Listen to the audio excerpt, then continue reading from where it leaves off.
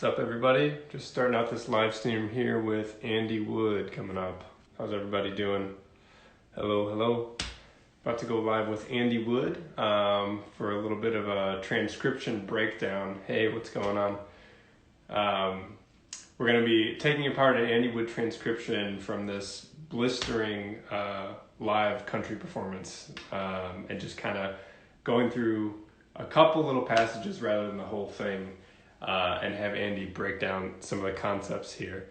So I'm going to go ahead and see if I can get him in as soon as he's available. Yo, Andy. Oh, what's up? Dude, how are you? Can I turn this sideways? Is that sideways? I don't think so. Okay. I'm super limited in my options now. Man, how's it going? It is good. Sorry, I'm just slinging this. No, yeah, take a second. I'm trying to find something to prop the camera on. Take a second. I was hoping I could flip it sideways and it do the thing. Let's see if I scoot back far enough. Is that good? I can, no, I don't see the neck very well. Say again? I can't really see the neck there. Oh, crap. Okay, I'm going to have to drop it down a little.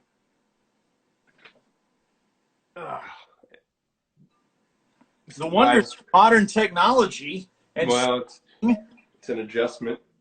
Yeah, I know, right? It's like, let's see if this will work.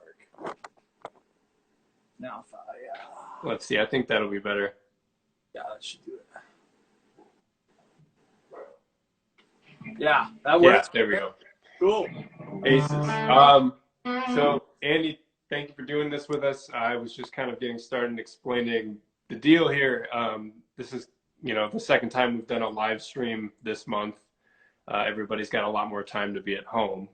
So we thought we would transcribe one of your solos, one of your blistering solos, and just kind of like dissect a couple parts of it, not trying to get anybody to be able to play the whole thing, but just take a couple pieces and talk about some of the concepts behind them, because they're really rad, and appreciate you taking the time to chat, to hang.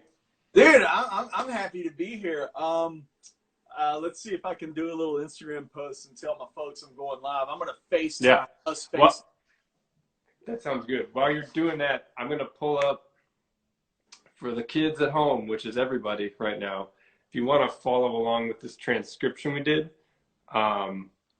you can go to soundslice.com on your computer or your iPad or something, or your phone, and go to soundslice.com/community. And that very first picture there with Andy, just click that, and you're going to see the transcription for what we're talking about today. So I'm just going to play it. I'm going to let it play through real quick. Let it roll. Here we go. So I'm going to get it going.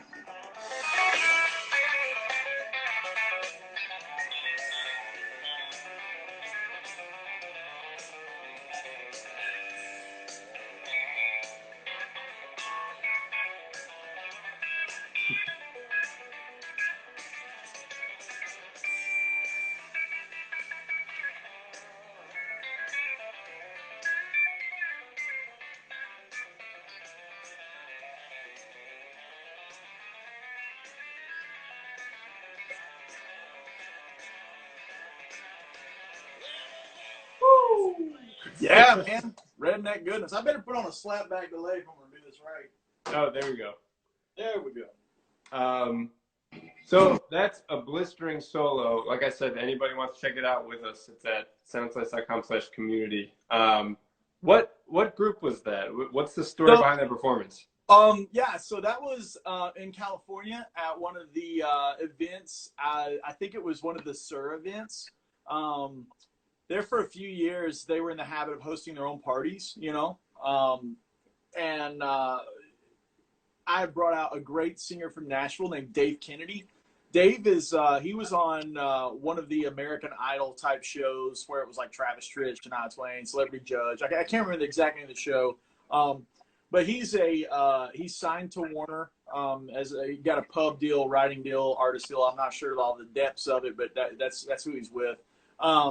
And he's just a fabulous singer-songwriter. We've worked together for many years. The drummer is Andy Campbell, who I've worked with all the way back to like Down From Up and the hard rock era. Ben Eller, I believe, is playing bass on that one, or guitar. I can't remember what Ben's playing. I'd have to revisit the video. But yeah, so but Ben's always in the band. When we do a trio, it's just me, Ben, and Andy Campbell. Then with the extended band, what you saw is basically a variation of the Kennedy Wood Band, which is all that stuff's available on Spotify and iTunes and all that stuff. But yeah, we were just doing the serve in. I brought in my friend Travis Toy, who played on my record. He's infamous for the solo on Ricky and Cal. That tune was kind of written with him in mind. He's just a great player. We worked together with Rascal Flatts, and I always like having him on stage when I can get him. Luckily, awesome. Yeah. So yeah, and then just improvising, just winging it, playing a Merle Haggard tune. Oh, it's awesome. And I mean, like, it just feels like such a professional band. I mean, because it is a band of professionals. And you said Kennedy Wood is the group you have with the singer there. Do you guys tour? Yeah. Before the COVID existence, we had just played a festival in Florida, and we're lining up various other appearances throughout the immediate future that got. Yeah. It's like. The interesting thing about all this is it just hit festival season, so it's like you can't really move festivals like you can theater dates, Anyways, so yeah, Kennedy Wood is we've been kind of toying around with writing some more content. Obviously, that band kind of exists in its own little world because it's me and I'm busy with my stuff, Dave, and he's busy with his stuff. So when we come together, it's those stars have to align. But we're writing content. It's very much a Southern rock blues kind of thing. If you're into artists like Marcus King, stuff like that, that's where that band lives. Right on. Where's Dave based out of? He's based out of Nashville. Nashville. Yeah, everybody in the band is Tennessee, whether it be Knoxville or Nashville. Sweet. Awesome. Well, yeah, like I said, I kind of want to just pick your brain about a few of the ideas in this, and I'm very, very hopefully going to be able to play a little bit of what I'm talking about as I'm asking you. Yeah. So kind of getting started, just kind of this first idea, and you and I talked a little bit yesterday about just kind of the broad strokes of some of these concepts, but right off the bat, you've got this idea that's kind of like a diminished passage. Yeah.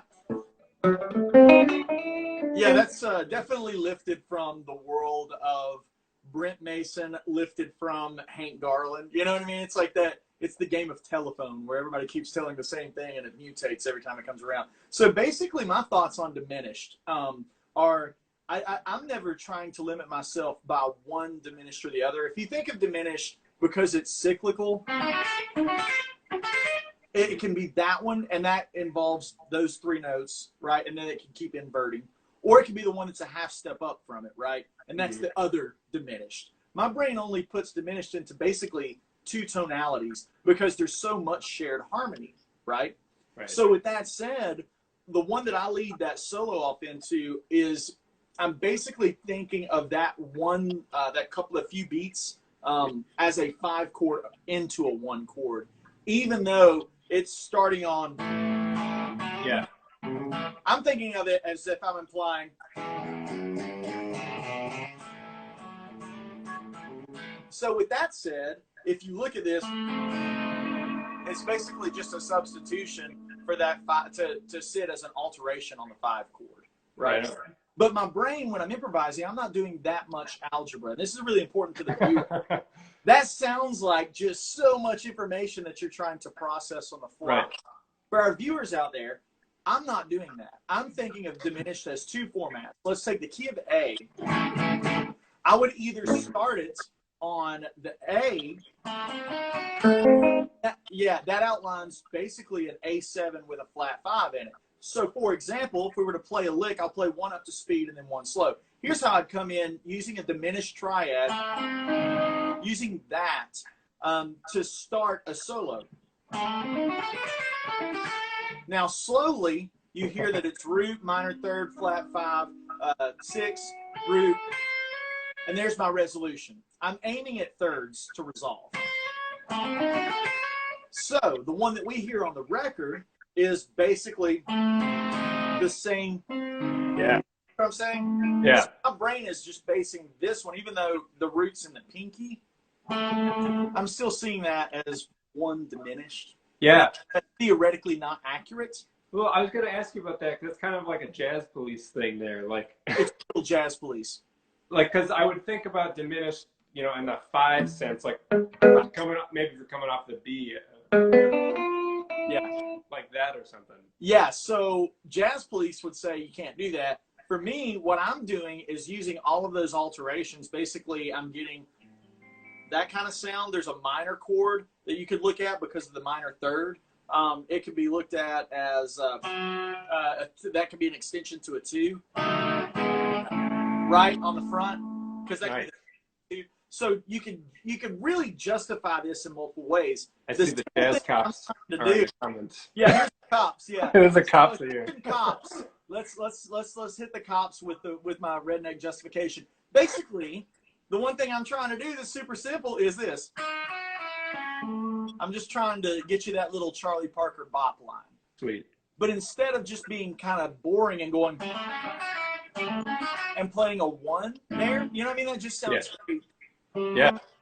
It just sounds stock, like a stock lick. If you just take these notes, these intervals, and make them diminished, now you've got that thing happening. Yeah. Which to me sounds way out and way more like, oh crap, how are you coming into that solo? I don't recognize that. That's totally.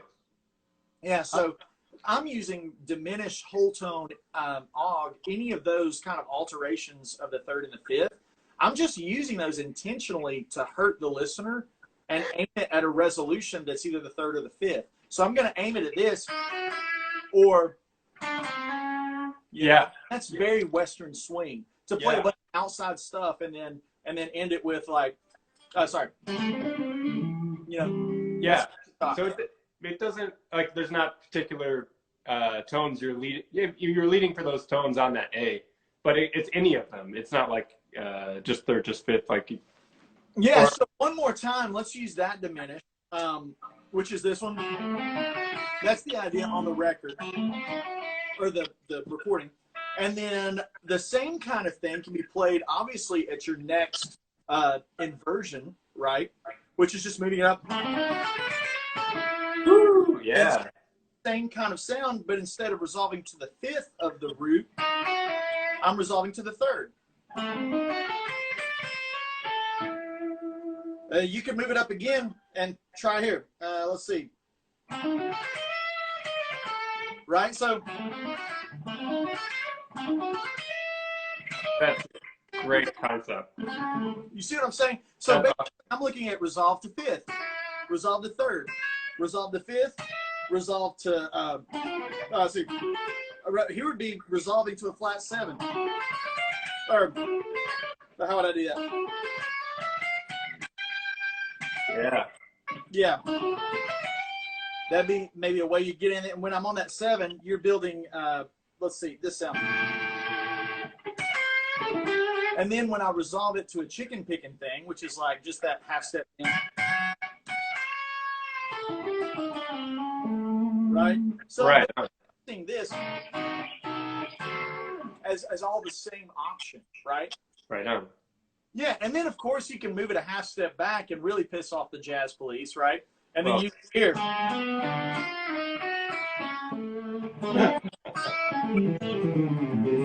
So to me, when I think of diminished over a dominant chord, like a chord that's just standing on its own merits, anything's fair game if you can resolve it. More so in like a 4-bar situation of one chord, or like. Dude, I mean, if we had like a vamp, like what would be a vamp? Everybody knows.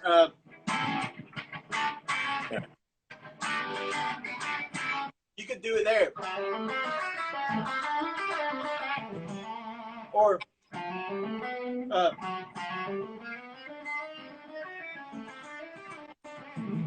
that's approaching the diminished half step behind every note.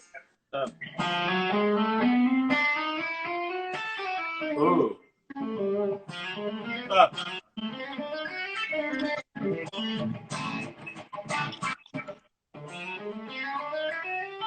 You know, that kind of sound. You know, it's all about out of it. If you notice, the note I'm actually aiming at getting out of it is flat 7. So outside stuff into diminished, or,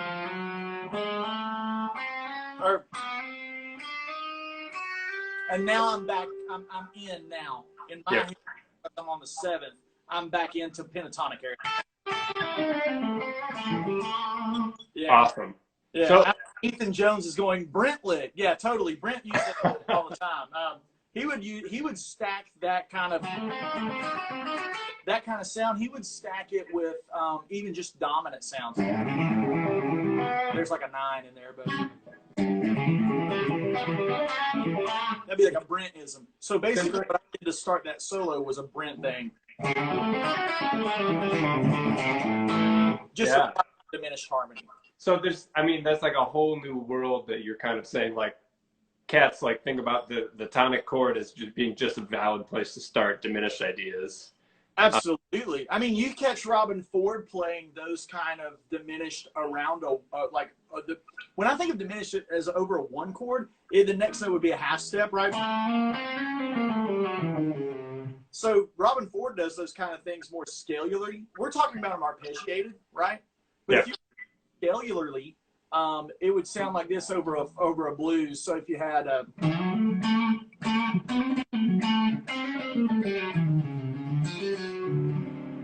you see how I use the whole thing.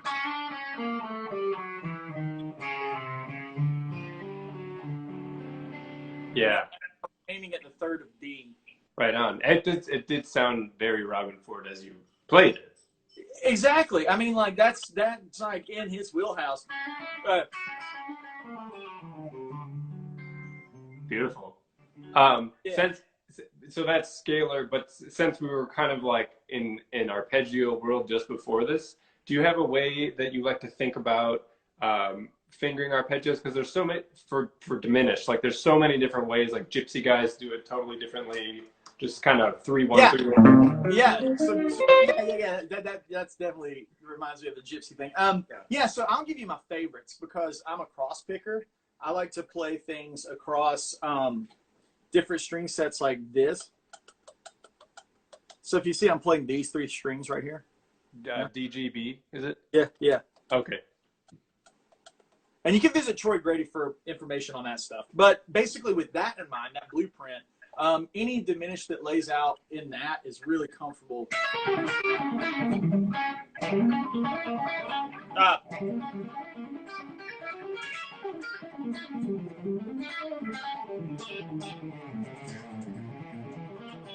You see how I'm using it there as two. So I'm going to give you 2 options. All right. Here's the first one, which is all 3 string groupings. Okay. This is built off of the E, so E diminished.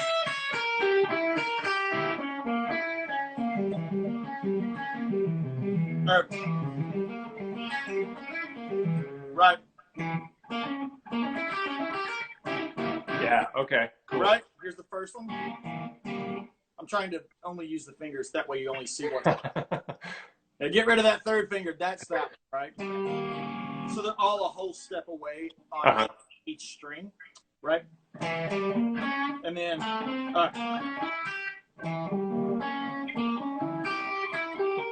right?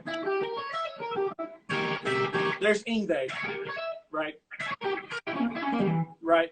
And you can hybrid pick these. Let me give you a different angle. So with those, one more time, kids. This is the Jake Essner is calling me out here for being just kind of like overwhelmed. Jake's gonna crucify me for everything I'm saying. So there's those 3, right? Now on the right hand, outside of just cross picking them, that's all flat picked, right? Okay. You can hybrid pick them if you don't feel comfortable with that much pick work.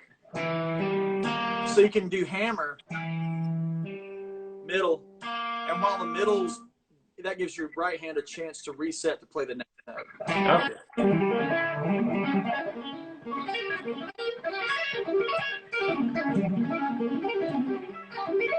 Okay. All that kind of stuff. Awesome. So yeah, basically those are those shapes that I like. because they're so easy to see. Where thirds are and fifths and sevenths because everything's laying out almost like a chord, you know. Yeah. And because Totally. it's symmetrical, everything's just a minor third away. So if I'm starting something on my first finger, there's my pivot note. So if we move that back a half step and we're an A, Yeah. I'm seeing my octave there, flat 5. And then even though my 6 is acting as another chord tone in my diminished, it's a half step away from my resolve note, which is 7. And that's what you're thinking about. I'm thinking about 3 and 7 to resolve or 5. You know what I mean? Yeah. So basically, I like those kinds of shapes for my diminished. You know, if you have a lot of gain on, you could play the top one into the second one. So instead of having what I think of as 3, here's 1, here's 2, here's 3, right? Yep. You can leave out 2. You can leave out the middle one and just play down. Oh. Yeah.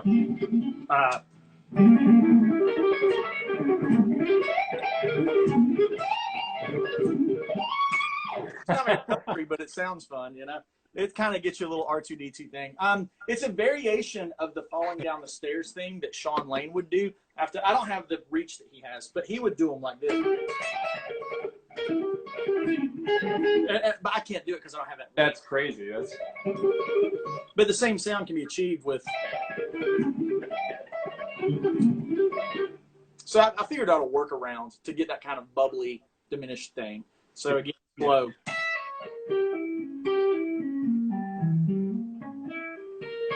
Now watch this pivot right here. Aha. That's the secret, is the fingering where I come out of, if I'm playing in one position, up and down. So, right, that's one straight line. Do that again. Yeah. Slow into the pinky there. All in one position. Now we're going to watch this. When I go back down this time, I'm going to shift, and now I'm in another position. Same thing right there. So I'm using my first finger to get me. You see what I'm saying? Mm-hmm. While the first finger is being played, that's how I'm shifting again right there. Nice. I think that saves you from having to pretend to hold your guitar this high. Right. And be on lane like that. I can't do it, man. Let me try it one time. Okay. I can't do it. It's just so much. I don't know. And I'm playing on the most awful tone for that kind of shred stuff ever. It's just like chicken picking tone.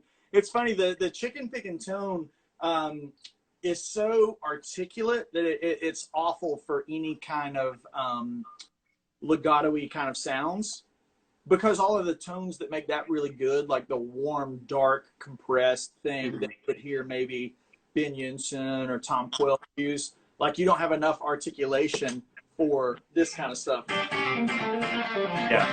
Like you got to have all of that top end rolled on. The problem is when I go to alternate pick on that tone, it's so harsh.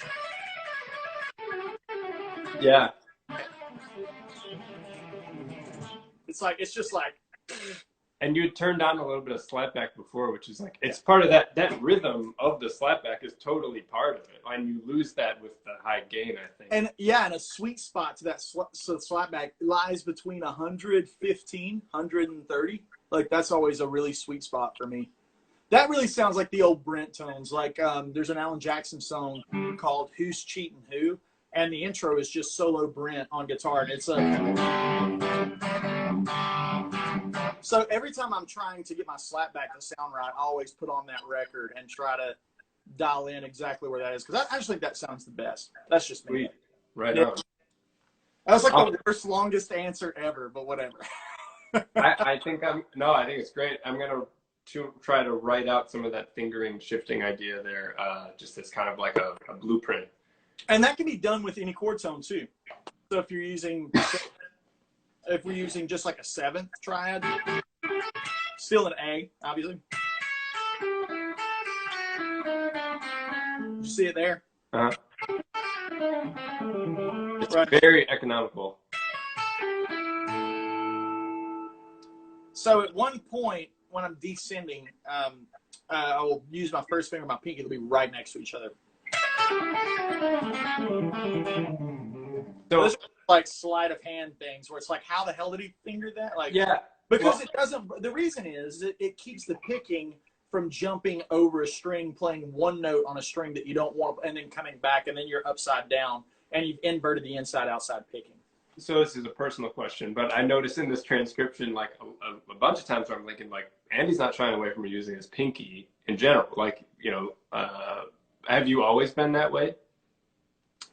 I don't. It's weird. All my fingerings for guitar are a bit warped because I'm a mandolin player first, and when I started playing guitar, I was trying to use mandolin fingerings, and it was just like that's what I didn't use pinky unless it was like something like nuts. You know what I mean? So I don't know. That obviously changes because these days, if I get in this area and I'm doing any tappy stuff, those kind of licks, I want that pinky. This is my favorite shape for guitar, the shocker. Mm-hmm. And then I like this a lot. Right. The one I like the least is this because I don't like the way the tendons feel between 3 and 4. Well, that was kind of what you had to use to do the stretch, wasn't it? Yeah. Oh no, I was using this. Oh, okay. Never mind. Yeah. That the stretch was. It looks like my third finger's there, but it's not. It's one. Got it. Minor third. When you're stacking minor thirds, Got it. Yeah. Right on. There's some good gypsy licks with that too, like the. Yeah. Anyway, sweet. That's like the Yeah. kind of sound. Yeah. That's cool. All right.